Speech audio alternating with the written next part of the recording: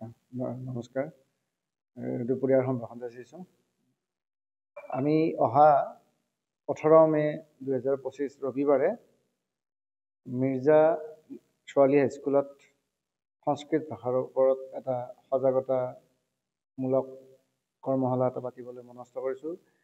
আমি আচলতে মি ফাউণ্ডেশ্যন নামেৰে এটা বেচৰকাৰী অনুষ্ঠান আছে, ছ'চিয়েল এণ্টাৰপ্ৰাইজ এটা আছে, আৰু এই মি ফাউণ্ডেশ্যনৰ উদ্যোগতেই এই সংস্কৃত ভাষাৰ কৰ্মশালাটো অনুষ্ঠিত কৰিবলৈ লোৱা হৈছে।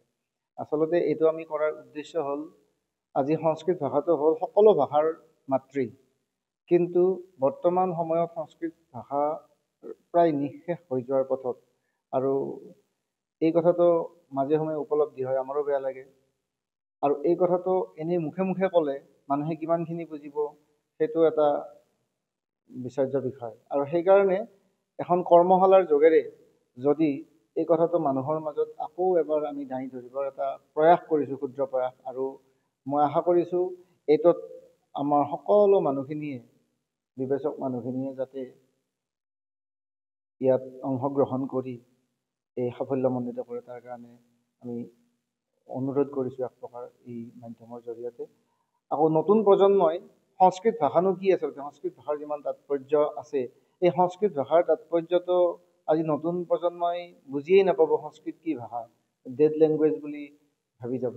আৰু সেইকাৰণে এই কৰ্মশালাৰ যোগেদি আমি বিশেষকৈ সৰু সৰু ল'ৰা ছোৱালীবিলাকৰ পৰা আৰম্ভ কৰি স্কুলৰ ছাত্ৰ ছাত্ৰীসকলে যাতে ইয়াত যোগদান কৰিব পাৰে, তাৰ কাৰণে আমি ইয়াৰ অনুৰোধ জনাইছোঁ ইয়াৰ জৰিয়তে। আৰু আমি ইয়াতে এটা গুগল ফৰ্মো ৰাখিছোঁ, তাতে ৰেজিষ্ট্ৰেশ্যন কৰি যাতে যোগদান কৰি সংস্কৃত ভাষাৰ তাৎপৰ্য, সংস্কৃত ভাষা কিয় দৰকাৰ, সংস্কৃত ভাষা আচলতেনো কি, এই পৰিচয় বৰ্গ বুলি, সংস্কৃত পৰিচয় বৰ্গ বুলি এটা আমি কৰ্মশালা পাতিবলৈ মনস্থ কৰিছোঁ।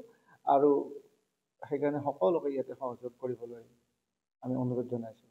আৰু সংস্কৃতৰ যি গুৰুত্ব লাহে লাহে কমি আহিছে, এই ক্ষেত্ৰত মই এজন নাগৰিক হিচাপে চৰকাৰৰ প্ৰশাসনকো আনকি অনুৰোধ জনাবলৈ মই বিচাৰোঁ যে তেখেতসকলেও এই ক্ষেত্ৰত যাতে সহায় সহযোগিতা আগবঢ়ায়। আমিতো এটা ক্ষুদ্ৰ প্ৰয়াসহে কৰিছোঁ।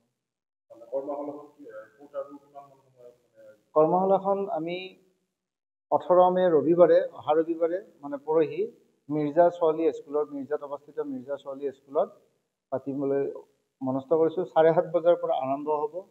ৰেজিষ্ট্ৰেশ্যন প্ৰক্ৰিয়া আৰম্ভ হোৱাৰ পিছতে আমাৰ য়োগাখন হ'ব। প্ৰথমতে য়োগাখনৰ পিছত কৰ্মশালাখন অনুষ্ঠিত হ'ব। তাত আমাৰ বিশিষ্ট সংস্কৃত শিক্ষক থাকিব, তেখেতসকলে বাকী কথাখিনি আগবঢ়াই লৈ যাব। ছাত্ৰ ছাত্ৰীসকলৰ মাজত অংশগ্ৰহণকাৰীসকলৰ মাজত সংস্কৃতৰ গুৰুত্বটো তেওঁলোকে বুজাই দিব।